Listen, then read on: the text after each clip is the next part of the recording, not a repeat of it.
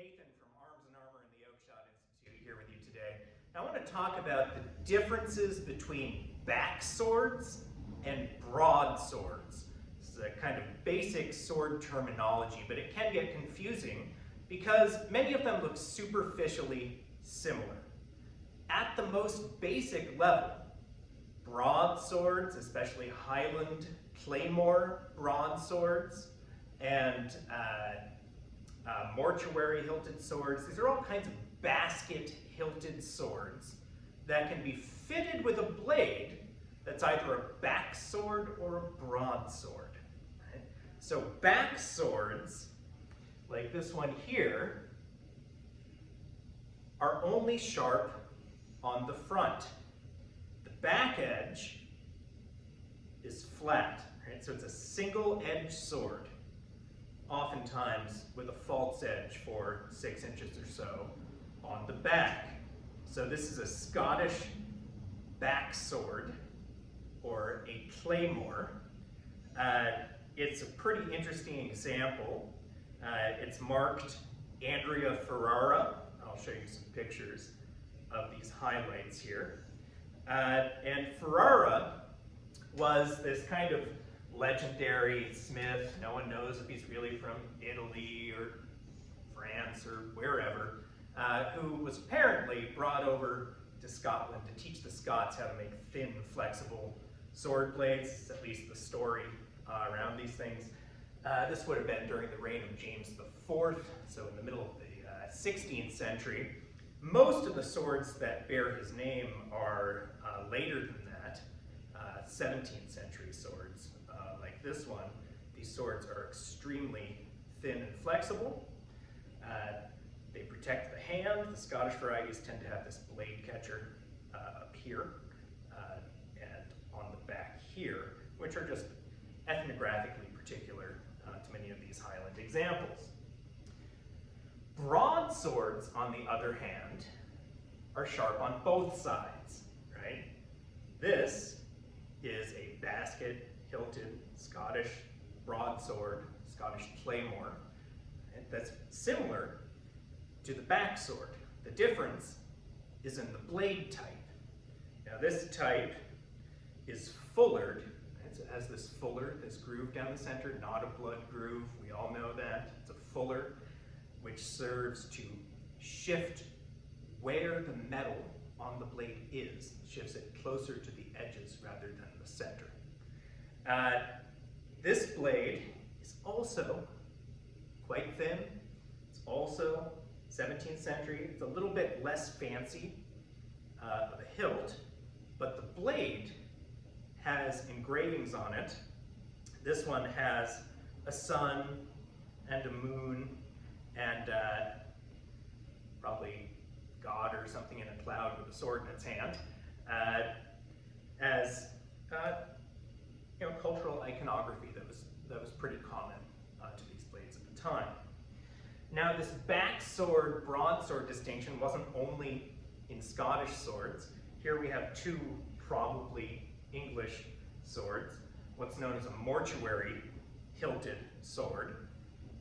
These were really common from the period of the English Civil War, so, the 1640s, essentially, early 1650s.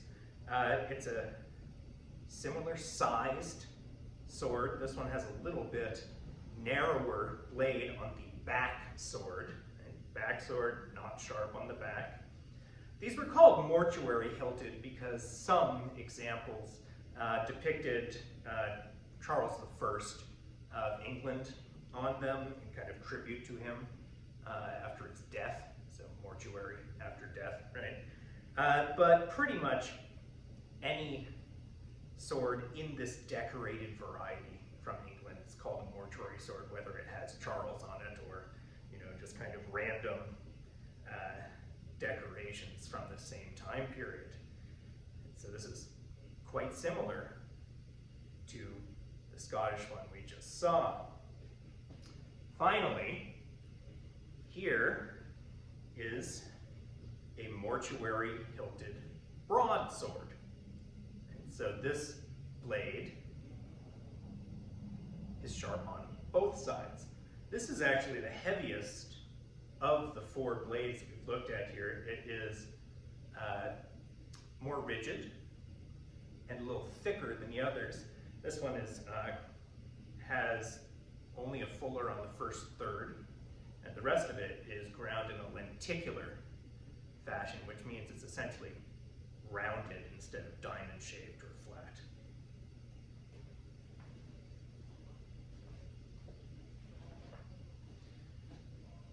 You can see this mortuary-hilted broadsword here, some of the decoration on it. You can also see that this blade has the mark of Passau, Germany on it. This is the Passau wolf. And so this blade was made in Germany and then shipped to England, which was very common. You can see that the pommel is attached with screws, which were quite expensive at the time because they had to be hand cut and fit. So this is a high-end weapon.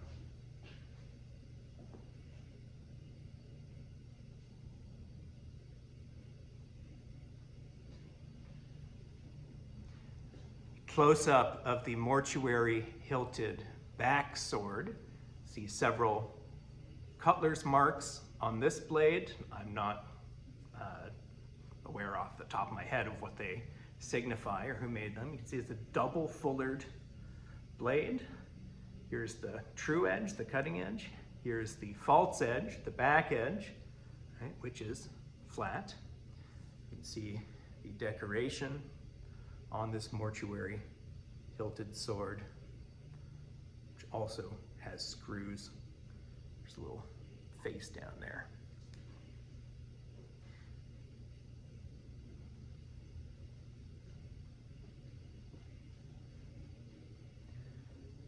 Scottish backsword up close. You can see the signature, Andrea Ferrara.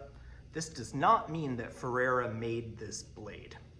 Maybe, but writing Andrea Ferrara on these Scottish blades became essentially a real McCoy sign that signaled that they were of good quality. And you can see the double fullers here along the back edge, a little bit of decorative engraving, and the really nice decorative guard work on this guy. This one has a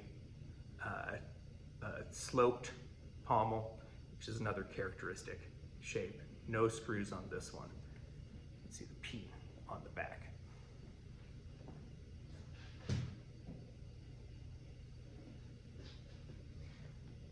The Scottish hilted broadsword, sharp on both sides, really thin sword. You can see the decoration on the blade here, with a cloud with a sword, the sun, a moon. I'll link this to a high quality model the Oakshott Institute has made of this sword so that you can look at it in more detail. It's got a ray skin grip that's in great shape, screws again, holding the basket together.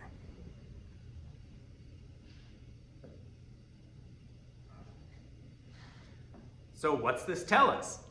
Right? So there are different ways to describe different swords. So we can call all of these basket-hilted swords, which would include things like the Walloon sword, or the Schiavona from Italy, or the Bilbo from Spain, all basket-hilted swords, right? But the basket hilt doesn't describe the blade. And so a broadsword is a blade that's sharp on both edges, while a backsword is only sharp on the front edge. Of course, these names also come from particular geographic contexts, right? In Scotland, broadsword was the common terminology for these two-edged swords. In Germany, right, it's way less likely to be used. In Spain, they had different ways of referring to these kinds of swords. So when people ask, oh, is that a broadsword? Right? The answer is sometimes complicated. If it's a backsword, then it's not a broadsword. Right? If it has two edges, it might be a broadsword. It kind of depends on where you're from and what time period and what you're trying to describe about the sword. Right? Is a long sword a broadsword? Maybe a Scot would have called a big two-edged sword that you could hold with two hands a broadsword, maybe, at various times. Most other people probably wouldn't have. Right? So you got to think about what we're trying to convey when we give these names. Anyhow, I hope this broadsword, backsword discussion here was useful. Check out some of the replicas that we've made that I've linked on this blog post, and I'll see you next time.